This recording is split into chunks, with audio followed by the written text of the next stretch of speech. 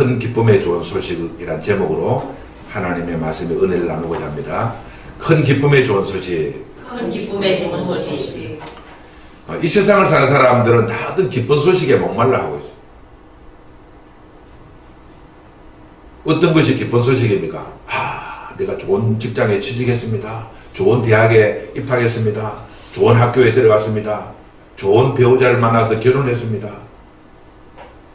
사업이 잘 돼서 돈을 많이 벌었습니다. 그것도 우리에게는 기쁨의 소식이 될 수 있습니다. 그것은 우리에게 참다운 기쁨이 되는 소식이 아닐 수 있어요.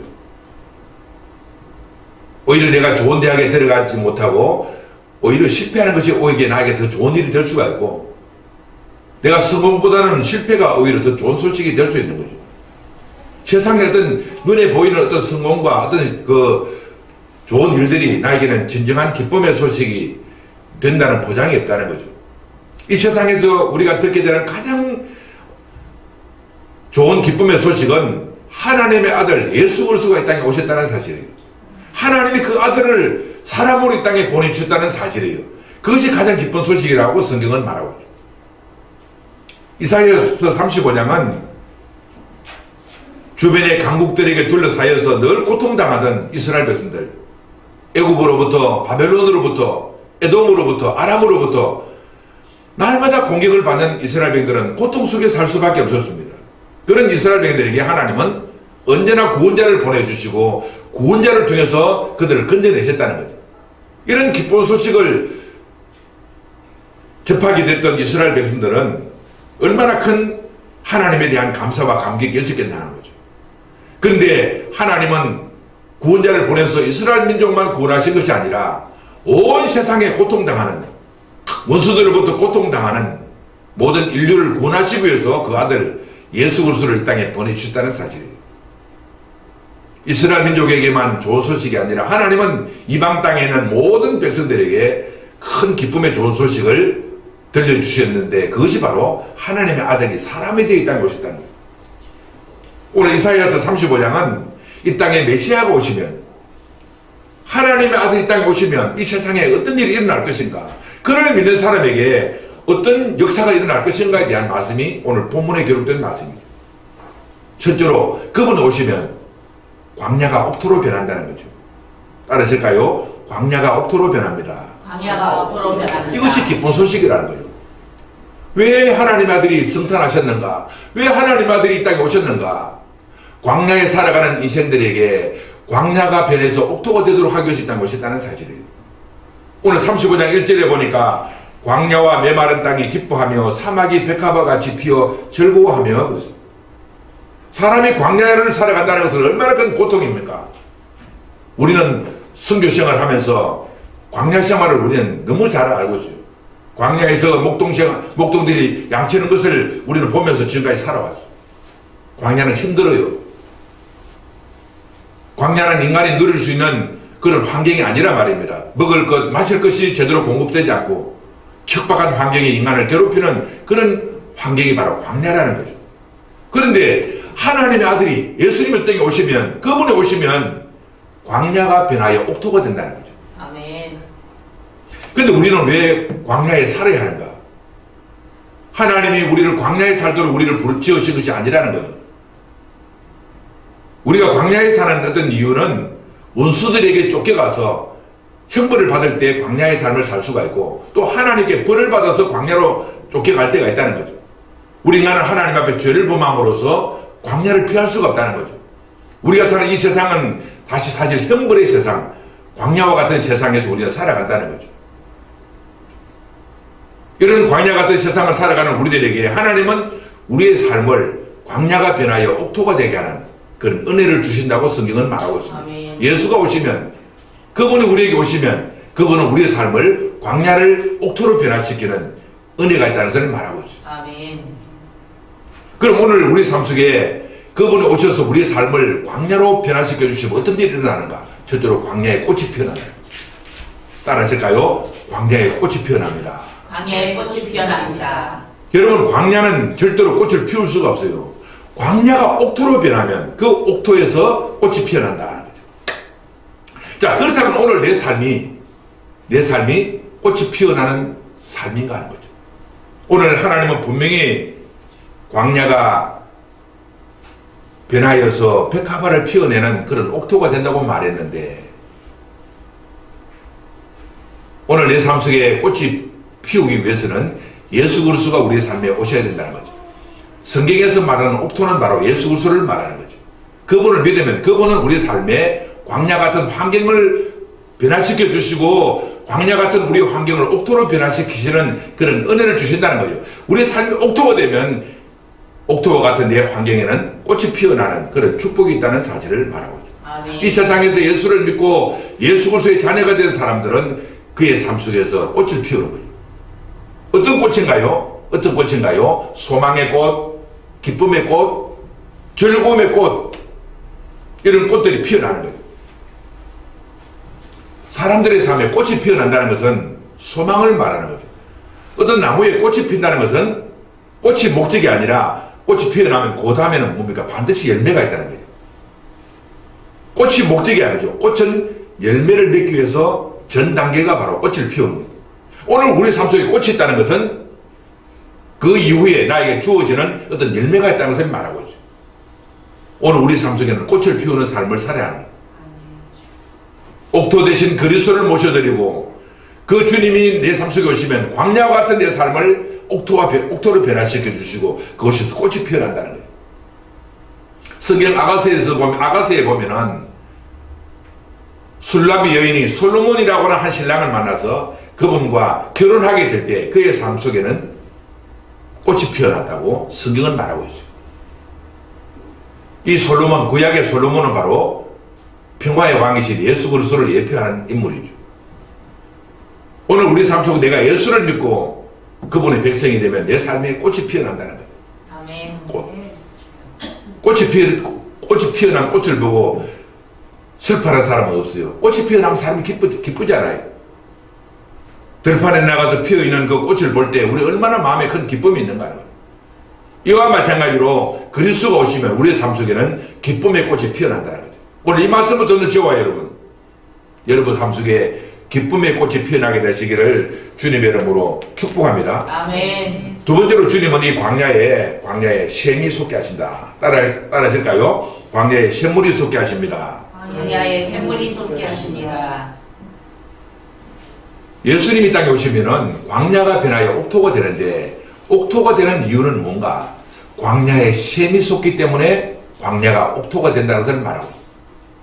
광야가 옥토로 변화된다는 거죠. 그렇지 않습니까? 척박한 땅이라 할지라도 그곳에 비가 내리고 그곳에 샘물이 솟아난다면 그곳은 당연히 옥토가 되는 거죠.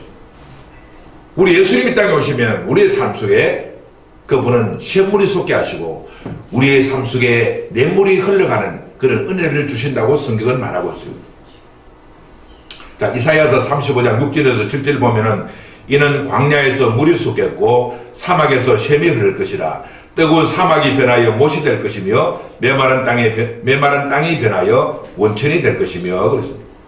아무리 우리의 환경이 어렵고 척박하고 사막 같은 광야 같은 삶이랄지라도 그곳에 샘이 솟아오른다면 그곳에 강물이 흐른다면 우리의 삶이 문제가 될 것이 없어요. 그곳은 바로 광야가 변하여 옥토가 되는 축복을 누릴 것이라 그렇게 성경은 말하고 있죠. 예수께서 말씀하시기를 누구든지 목마르거든 내게 와서 마시라. 나를 믿는 자는 그 배에서 샘수의 강이 흘러나리라. 그렇게 말씀하십니다. 우리 주님은 분명히 샘수의 강이 우리의 삶 속에 흘러나리라 말하죠. 내 삶이 비록 환경이 처지가 광야 같을지라도 그분을 믿으면 그분은 우리의 삶 속에 샘수의 강을 흐르게 하신다. 그렇게 말하고 있습니다. 아멘. 오늘 내 삶의 환경이 중요한 것이 아니에요. 내 자신이 중요한 것이 아니에요. 내 자신 속에 하나님은 성령의 생수의 강, 말씀의 생수의 강이 흐르도록 하신다면 내 삶이 변화될 것이라는 거예요. 아멘. 에스겔서에 보면은 47장에 보면은 어느 날 선지자가 환상을 보았어요. 그 환상이 뭔가 하면 하나님의 성전에 대한 환상이에요. 그가 환상 중에 하나님의 성전을 보았는데 그 성전 문지방에서 물이 흘러내려와요. 아주 신랄 같은 물줄기가 성전 문지방에서 흘러나오는 것을 보고 그가 참 신기하다. 그런데 이 물줄기가 점점 흘러가면서 이것이 내가 되고 이것이 강이 되는 거죠. 근데 희한한 것이 이 성전에서 흘러나오는 물이 흐르는 곳마다 다 살아나는 거죠. 죽은 땅이 살아나고 죽은 강이 살아나고 그곳에 많은 물고기가 생기게 되고 어부가 씌워지게 되고 이 물이 흐르는 곳마다 나무가 살아나서 그 나무는 철따라 사람들이 먹을 수 있는 과일이 맺히게 되고 그곳에서 사람의 병을 치료하는 약재료가 되는 사기가 나더라. 그렇게 성경은 말하고 있어요. 오늘 내 삶이 중요한 것이 아니에요. 내 삶이 광야가 되어 있는 것이 중요한 것이 아니라 이곳에 성전에서 흘러나오는 물줄기가 있는가, 주님이 보내시는 그 성령의 생수가 내 삶 속에 흐르고 있는가, 이것이 중요하다는 사실이에요. 광야 같은 환경이라도 주님이 샘물이 솟게 하시고 강이 흐르게 하신다면 내 삶이 회복된다는 것을 성경은 말하고 있어요. 아멘. 이 일을 하시기 위해서 우리 주님 오셨다는 거죠. 광야 같은 내 삶에 샘물이 솟게 하시고 광야와 같은 내 삶 속에 강이 흐르게 하시는 이런 은혜를 주시기 위해서 예수님이 땅에 오셨다는 거죠. 어찌 이것이 큰 기쁨의 좋은 소식이 아니라는 말이에요. 오늘 사람들은 이 사실을 모른단 말입니다. 이 세상을 살아가는 사람들이 이 사실을 모르고 세상을 살아가는 것을 볼 때 얼마나 우리가 마음이 아픈가.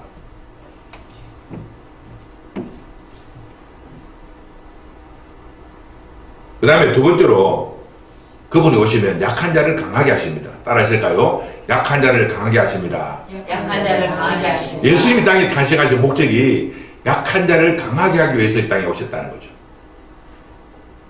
사람을 변화시키기 위해서 이 땅에 오셨다는 거죠. 우리는 죄로 인해서 우리 인류의 조상 아담이 죄를 범함으로써 그 죄 때문에 모든 인생들은 약하게 된 거예요. 절름발이가 되고 소경이 되고 기머거리가 되고 등이 굽은 자가 되고 죄 때문에 우리 인생들은 약한 자가 됐다는 거죠. 이런 약함을 회복하기 위해서 예수님이 오셨다는 것을 성경은 말하고 있죠. 자, 3절에 보니까 너희는 약한 손을 강하게 하며 떨리는 무릎을 굳게 하며 겁내는 자들에게 이르기를 굿이어라 두려워하지 말라 보라 너희 하나님이 오사 보복하시며 그런 말씀을 하고 있는 거죠. 예수님 땅에 오신 목적이 약한 자를 강하게 하신다는 거죠. 그럼 어떤 자가 약한 자인가? 구체적으로 어떤 사람을 강하게 하시는가? 첫째로 맹인의 눈을 열어주십니다. 따라하실까요? 맹인의 눈을 열어주십니다. 맹인의 눈을 열어주십니다. 예수님은 약한 자를 강하게 하시는데 첫째로 뭡니까? 맹인, 앞을 보지 못하는 사람의 눈을 열어주신다는 거죠. 여러분, 사람으로 태어나서 뭔가 사물을 바라봐야 제대로 살아가지 않습니까? 근데 사람으로 태어나서 앞을 보지 못하고 맹인이 되어 산다면 이것보다 큰 고통이 어디에 있겠는가?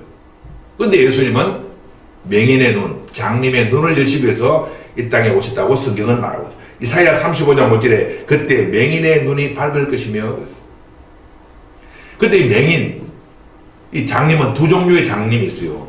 육신의 장님이 있고 영적인 장님이 있다는 거예요. 육신의 장님은 누군가 세상의 만물을 보지 못하는, 우리가 사는 이 세상의 만물을 보지 못하는 사람들이 장님이고, 육신의 장님이고, 그 다음에 영적인 장님이 있어요. 하늘 세계를 보지 못하는, 영적인 세계를 하지 못하는 사람이 바로 맹인이라는 거예요. 하늘 세계를 모른다는 거죠. 하나님을 모른다는 거죠. 그것이 장님이죠, 장님. 가장 심각한 것이 뭔가? 영적인 장님들이에요. 인간으로 태어나서 자기를 지으신 하나님을 내 모른다, 그렇게 말하는 사람이 영적인 장님인 것을 성경은 말하고 있죠. 이런 장님을 치료하기 위해서 주님은 이 땅에 오셨다는 거죠. 마가복음 10장에 보면은 어느 날 예수님이 여리고로 지나가시는데 여리고에 있는 바디메오라는 한 사람이 있었어요. 바디메오는 성경에 거지요 장님이라는 거죠. 장님이니까 일을 못하니까 거지가 될 수밖에 없죠. 인생의 삼중고를 안고 인생을 살아가는 이 바디메오는 자기가 사는 여리고에 예수님이 지나간다는 소식을 듣고 막 소리 지릅니다. 다윗의 자손 예수여, 다윗의 자손 예수여, 나를 불쌍하게 주소서. 그 소리를 들은 예수님은 바디메오에게 내가 너에게 무엇을 해주기를 원하는가 물어보았을 때 그런 대답하기를 주여 내 눈을 열기를 원합니다. 눈이 떠지기를 원한다. 그렇게 말했어요. 그 말을 들었던 예수님은 바디메오에게 네 믿음대로 되라. 그렇게 말씀하시면서 바디메오의 눈을 열어주었다는 거죠. 물론 예수님이 땅에 오셔서 육신의 장님이 된 사람들의 눈을 열어주실 수 있지만 이것보다 더 심각한 것이 영적인 장님이라는 거예요.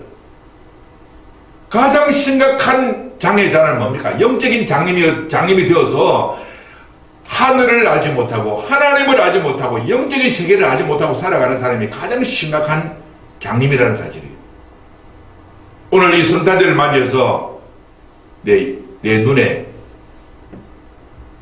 영적인 장님이 되게 하는 빗늘들이 다 벗겨져서 영적인 눈이 회복되어서 하늘 세계를 볼 수 있는 그런 성령의 사람이 되시기를 주님의 이름으로 축복합니다. 아멘. 사도 바울도 영적인 장님이었어요. 하나님을 모르고 예수님을 제대로 알지 못했던 그런 사람이었어요. 근데 그 다메섹 도상에서 예수를 만나고 예수님은 그 눈에 덮여져 있는 빗늘을 벗겨주심으로 영적인 눈이 열려서 땅의 사람이 하늘의 사람이 되고 예수 그리스도의 복음을 전하는 사도 중에 사도가 되는 축복을 입었다는 사실이에요. 이 성탄절에 맹인의 눈을 여시기 위해서 이 땅에 오신 예수님. 오늘 이 자리에는 맹인들이 아무도 안 계시니까 해당되는 것이 아니고 영적인 맹인들이 있을 수가 있어요.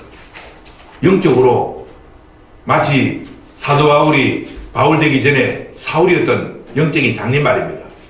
영적인 눈이 이 시간 회복이 되어서 하늘 세계를 보고 우리 가운데 활동하는 천사들의 활동도 볼 수 있는 그런 영안이 활짝 열리는 저와 여러분 되시기를 주님의 이름으로 축복합니다. 아멘. 두 번째로 주님은 귀머거리의 귀를 여십니다. 따라 하실까요? 귀머거리의 귀를 여십니다. 귀머거리의 귀를 여십니다. 사람의 장애가 또 어디 오는가? 눈뿐만 아니라 귀도 온다는 거예요. 저는 이 귀머거리의 고통을 우리 친척을 통해서도 저는 어릴 때부터 많이 봐왔어요. 우리 친척 중에 어떤 사람은 귀를 못 들어요. 우리가 가도 무슨 말해도 못 들어요. 항상 수화로 대화를 했던 이런 어린 시절의 기억이 아직도 생생해요. 귀로 못 들으면 말을 못 한다는 거죠. 이것보다 큰 고통이 어디 있습니까? 귀가 있는데 소리를 못 듣고 입이 있는데 말을 못 한다는 거예요. 그런데 주님이 이 귀머거리에 귀를 여시고 입을 여시기 위해서 이 땅에 오셨다는 거예요. 아, 목사님 나는 귀머거리 아니에요. 말할 수 있습니다. 그 육의 귀머거리가 문제가 아니고 영적인 귀머거리가 문제라는 거예요. 하나님의 말씀이 귀에 들어오지 않고 하나님의 말씀이 내 입으로 전파되지 않고 신앙이 고백되지 않고 기도가 없는 내 입은 바로 영적인 귀머거리라는 사실을 알아야 해요. 이 더 심각하단 말입니다. 오늘 이 성탄절을 맞이해서 영적인 장애, 귀머거리에 귀가 열리고 벙어리 된 내 입이 열려서 하나님의 음성을 내 귀로 듣고 하나님의 말씀을 내 입으로 할 수 있는 이런 회복된 온전한 사람의 모습을 회복하는 이 성탄절이 되시기를 우리 주님의 이름으로 축복합니다. 아멘. 이사야서 35장 5절에 못 듣는 사람의 귀가 열릴 것이며 그렇게 말하고 있죠. 마가복음 7장에도 어떤 날 예수님이 길을 지나가시는데 거기에 귀머거리를 보았어요. 뿐만 아니라 이 사람은 말을 더듬는 사람이에요. 주님은 이 사람을 만나고 이 사람을 데려와서 손가락으로 이 사람의 귀에 넣고 또 주님은 침을 발라서 그 사람의 혀를 만져줬어요. 그랬더니 이 사람의 귀가 열리고 이 사람의 입이 열리더라. 성경에 그렇게 말하고 있어요. 오늘날 주님이 오셔서 내 혀에 주님의 침을 발라주신다면 참 우리가 얼마나 참 힘들겠습니까?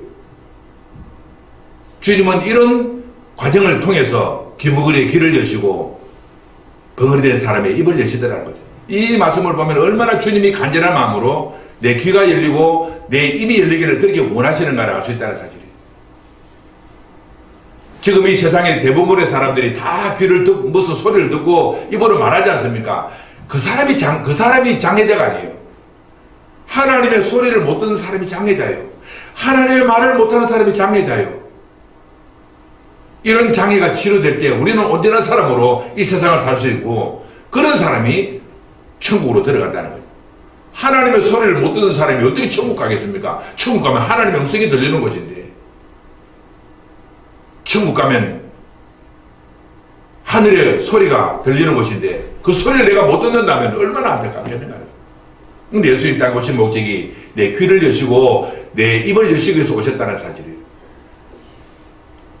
오늘 나는 어떤 상태인가 다시 한번 상태를 확인하고, 영적인 귀가 열리고 영적인 입이 열리는 우리가 되시길 바랍니다. 아멘. 그 다음 세 번째로 주님은 절뚝발이를 고쳐주십니다. 이사야 35장 6절에 보니까 그때 저는 자는 사슴같이 될 것이며, 예수님 땅에 오신 목적이 다리를 저는 자가 온전하게 된다, 그렇게 말씀하고 있어요. 이 세상에 살아가는 사람들 중에 장애자가 참 많잖아요. 그럼 그들이 예수를 만나서 다 절뚝발이가 다 치료돼야 되잖아요. 근데 실제로 이 말씀, 예수님 땅에 오셔서 참 절뚝발이를 치료하시는 그런 사역도 많이 하셨죠. 또 사도행전에 보면은 예수님의 제자들도 베드로와 요한이 성전 미문으로 들어가다가 다리를 못 쓰는 안전뱅이를 보고 예수 그리스도의 이름으로 안전뱅이를 치료하는 그런 사역이 성경에 기록되고 있죠. 지금 내가 다리를 전다, 다리가 온전하다, 이것이 문제가 아니잖아요. 오히려 다리를 저고 안전뱅이 된 사람이 죄를 더 덜 짓는 그런 일이 있을 거예요. 만약에 이 사람이 다리가 온전하게 되어서 건강한 다리를 가지고 죄를 짓는다면 오히려 장애인으로 살아가는 게 더 낫지 않겠는가요? 근데 다리 저는 자를 고친다는 이 사실은 영적인 것을 주님은 말씀하고 싶어 하는 거예요.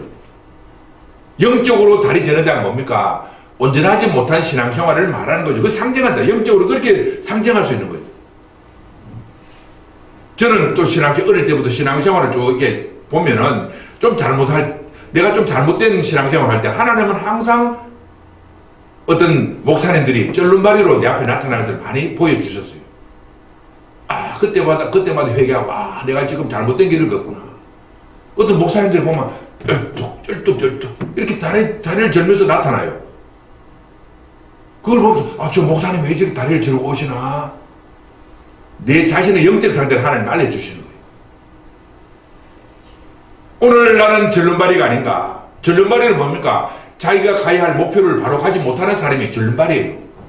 오늘 이건 대단히 더 중요한 것이 내 육신이 장애가 문제가 아니라 영적으로 내가 절름발이가 되어서 마땅히 목표를 향해서 가야 되는 것을 가지 못하고 엉뚱한 길로 가는 사람이 영적인 절름발이라고 해요. 아멘.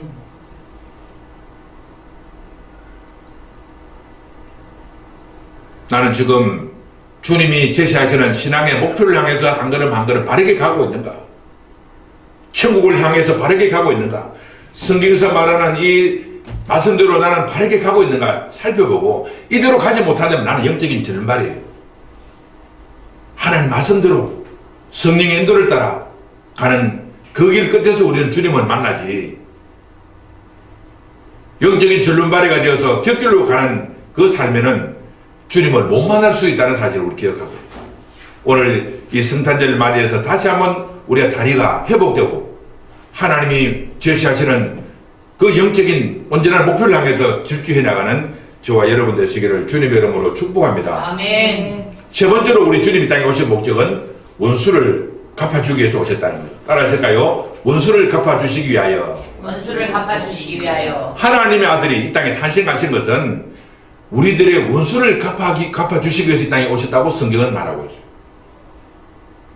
이스라엘 백성들이 많은 주변의 원수들로부터 고통당하지 않습니까? 애국, 바벨론, 아수르, 에돔, 아람, 이런 원수들로부터 공격을 당할 때 하나님은 구원자를 보내주어서 원수들로부터 건져주셨다는 거예요. 그런데 이런 내용들이 우리들에게는 어떻게 적용되는가? 그런 나라들은 다 원수, 마귀를 상징하는 인물들이에요. 오늘 이 인류의 원수는 누굽니까? 가장 큰 원수는 바로 사단 마귀죠. 이 원수를 정복하기 위해서 하나님의 아들이 땅에 오셨다는 사실을 성경은 말씀하고 있어요. 자, 이사야 35장 4절에 겁내는 자들에게 이르기를 굿이어라 두려워하지 말라 보라 너희 하나님이 오사 보복하여 주시며 갚아주실 것이라 하나님이 오사 너희를 구하시리라 그랬습니다. 우리 인류를 괴롭히고 도적질하고 죽이고 멸망시키는 이 원수를 갚아주기 위해서 하나님의 아들이 오셨다는 사실이에요. 원수를 갚아주기 위해서 오시는 예수님. 자, 첫째로 이 원수를 갚아주기 위해서 오시는 예수님 앞에 우리는 뭡니까? 두려워하지 말라. 따라하시니까 두려워하지 말라. 두려워하지 말라. 우리는 뭡니까? 원수 앞에 두려움을 가지잖아요. 이스라엘은 바벨론 앞에, 아수르 앞에, 주변의 블레셋 앞에 날마다 두려워하면서 인생을 살았다는 거예요. 우리도 왜 인생을 살면서 왜 두렵습니까? 원수가 있기 때문에 그렇죠. 원수 마귀가 항상 우리 곁에서 우리를 괴롭히기 때문에 우리는 두려워하며 인생을 살았다는 거죠. 그런데 하나님의 아들이 이 땅에 오시면 너희들이 두려움에서부터 해방을 얻는다. 그렇게 말하는 거죠. 겁내는 자들에게 이르기를 굿이어라. 그렇게 말하고. 사람이 겁내는 것은 자기보다 더 강한 원수가 있기 때문에 겁을 내는 거예요. 그런데도 그런데 자기보다 강한 원수가 없다면 사람이 담대하잖아요. 이와 마찬가지로 주님은 이 땅에 오시면 원수들을 정복하심으로 우리들에게 두려움을 얻게 하신다. 그렇게 말하고 있어요. 아멘. 누가복음 10장에 보면은 예수님의 제자 70인들이 바깥에 나가서 복음을 전하고 돌아왔어요. 그때 그들은 막 그 만민의 웃음이 가득한 상태로 돌아왔어요. 근데 주변의 사람들이 왜 당신이 그렇게 즐거워하고 기뻐하면서 오는가 물어봤더니 막 그들이 막 입에 침을 튀기면서 하는 말이에요. 우리가 갔더니 막 원수 마귀들이 막 우리 앞에 항복하고 막 딱 굴복당합니다. 예수님 앞에도 침 튀기면서 막 자랑하는 거예요. 우리는 지금까지 마귀를 겁내는데요. 우리가 예수님으로 나가니까 원수 마귀들이 막 우리 앞에 굴복당하고 항복합니다. 주님 하신 말씀이 원수가 굴복당함으로 기뻐하지 말고 너희 이름이 하늘 생명책에 기록된 것으로 기뻐하라. 그렇게 말씀해요.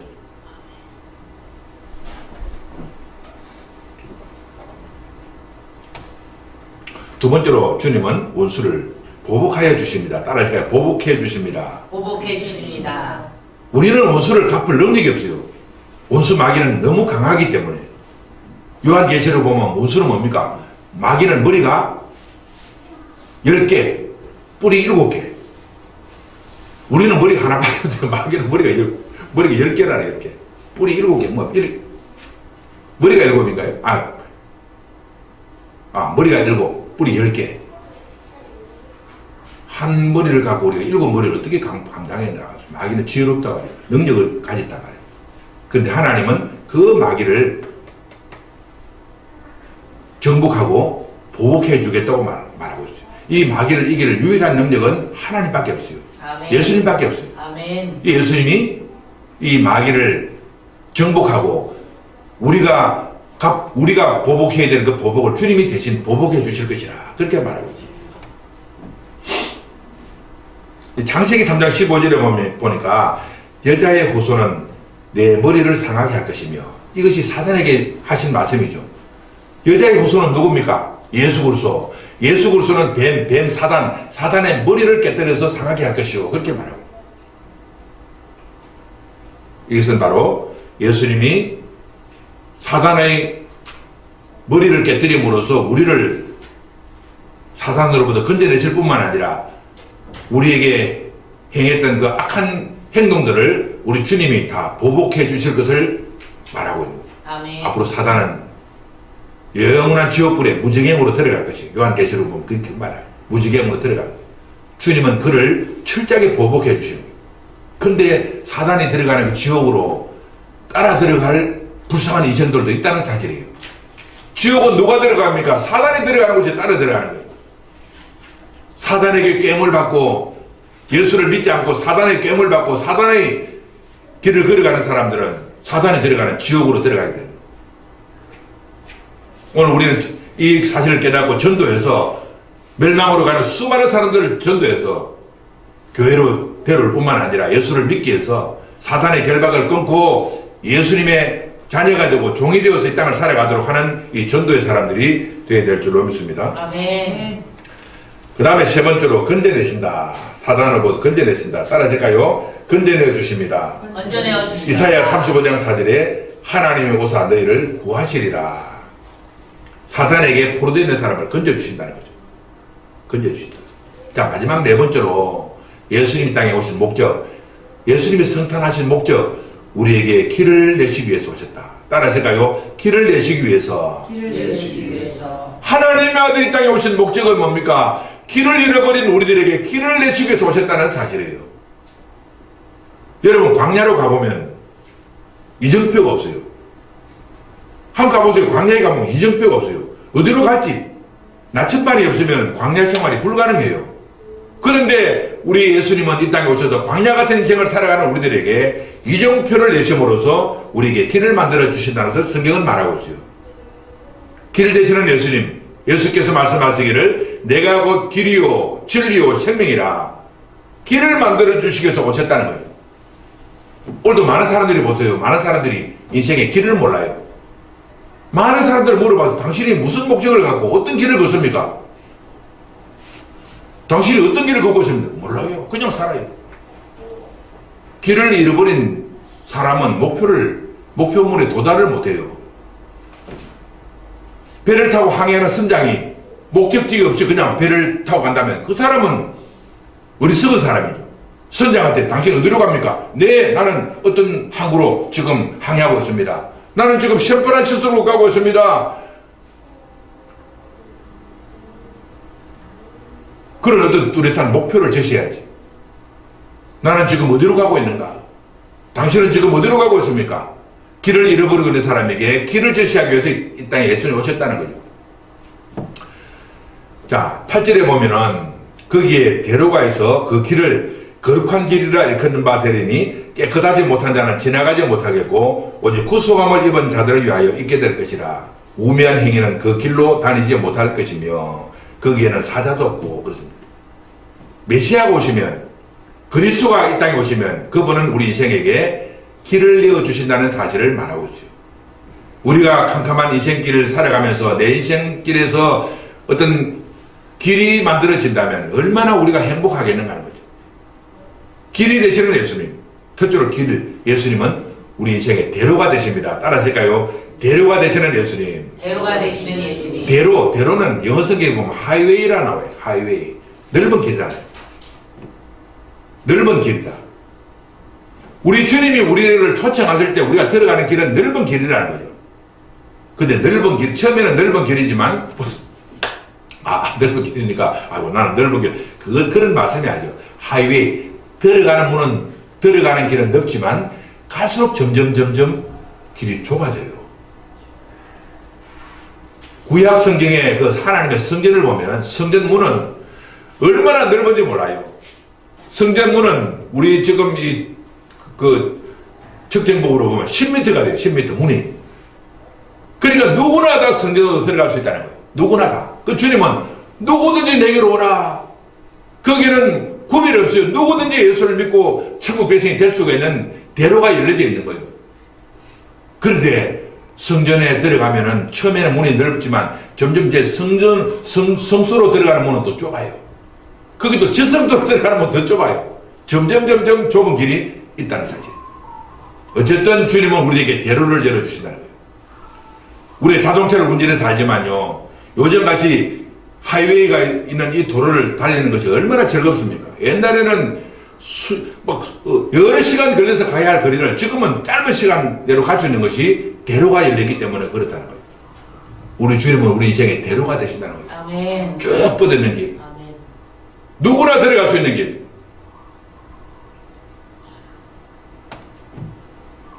이사야 35장 8절에 거기에 대로가 있어. 대로. 이 대로는 우리가 누구든지 갈 수 있어요. 예수 믿는 데는 장애가 없어요. 구분이 없어요. 누구든지. 이 말씀을 어떻게 할 수 있는가? 우리가 누가복음에 혼인잔치에 초청받은 사람, 사거리길의 사람들이, 그런 사람. 사거리길의 사람들에게 딱 조건을 제시하면 거기 들어갈 사람 아무도 없어요. 거기 옛날 성경 뭐 병신들, 전원자들 아주 어느 누구든지 다 있는데 그들에게 초청장을 주고 임금의 혼인잔치에 오라는 거예요. 누구나 다 갈 수 있는 길이란 말입니다. 그 대로란 말입니다. 그 다음에 두 번째 길은 뭡니까? 따라서 거룩한 길. 거룩한 길. 그 대로는 대로지만 그 길은 거룩한 길이라 성경은 말하고 있죠. 이사야 35장 8절에 그 길을 거룩한 길이라 일컫는 바 되리니, 예수님이 만드신 그 길은 첫째로는 대로요, 하이웨이요, 두 번째로는 거룩한 길이라 말입니다. 거룩한 길. 우리는 죄인의 길을 걸어가던 사람들이에요. 다 죄인들이라 말입니다. 그런데 예수님이 우리 앞에 만들어주신 길은 거룩한 길이라. 이제는 우리 죄를 회개하고 죄 씻음을 받은 사람들이 그 길을 향해서 걸어갈 수 있다는 사실을 말하고 있어요. 아멘. 거룩한 길. 이것이 우리에게 소망이 된다는 거예요. 나는 의인을 부르러 온 것이 아니라 죄인을 불러서 회개시키러 왔다고 말하고 있어요. 죄인들도 주님 앞에 올 수는 있지만 주님이 만들어주시는 길을 걷기 위해서는 거룩한 사람으로 변화되어야 한다는 것을 말하고 있어요. 그 길은 거룩한 길이라. 세 번째로 주님이 만드신 길은 오늘 이사야 35장에 보면은 지혜자의 길. 따라하실까요? 지혜자의 길. 지혜자의 길. 예수님이 만들어준 그 길을 걸어가는 사람들은 지혜자요, 또 그 길을 걷게 되면 지혜를 얻게 된다는 것을 말하고 있어요. 자, 8절에 보니까 오직 구속함을 입은 자들 위하여 있게 될 것이라 우매한 행위는 그 길로 다니지 못할 것이며, 예수님이 만드신 그 길은 우매한 사람, 우둔한 사람은 못 간다는 거죠. 지혜로운 사람만이 그 길을 갈 수 있다. 그죠? 이것은 무엇을 말하는가? 예수님은 지혜자라, 그런 말이죠. 또 예수를 믿게 되면 우리는 지혜로운 사람으로 변화된다는 것을 말하고 있어요. 예수를 믿게 되면 지혜로운 사람이 된다는 거예요. 지혜자의 길을 걷는다는 거예요.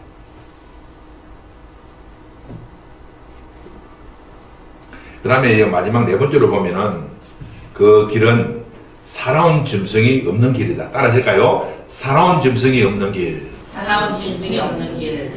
9절에 보니까 거기에 뭐가 없다고요? 사자가 없고 라이온, 사자가 없고 사나운 짐승이 거리로 올라가지 아니하므로 그것을 만나지 못하겠고 오직 구속함을 받은 자만 거리로 행할 것이며. 사나운 사람은 결코 걸어갈 수 없는 길이 예수님 만드신 길이라는 거죠. 근데 우리는 뭡니까? 다 사나운 사람들이에요. 죄인들은 다 특징이 뭡니까? 사납다는 거예요. 그런데 우리가 예수를 믿고 길 대치는 그분과 함께 걸어가는 길에는 사나움이 사라진다는 것을 보여주고 있어요. 그분이 오시면은 이리와 양이 서로 친구가 되고, 사람 어린아이가 독사의 굴에 손을 넣어도 물리지 않는 그런 나라가 온다고 성경은 말하고 있어요. 오늘 우리가 예수님 만들어주시는 그 길을 걸어가는 사람들은 변화된 사람들, 사나움이 떠나가고 온순한 사람으로 변화된 사람이 걷는 길이라고 말하고 있어요. 이 길을 만들어주신 우리 주님 앞에 어떻게 찬양하지 않고 어떻게 우리가 주님께 영광을 돌리지 않겠는가? 이것이 오늘 성탄절에 우리에게 주시는 말씀이에요.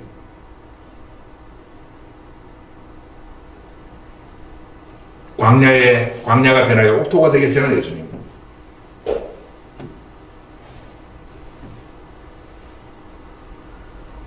약한 자를 강하게 하시는 예수님. 우리의 원수를 갚아주시고 보복해 주시는 예수님. 우리에게 새로운 길을 내시는 예수님.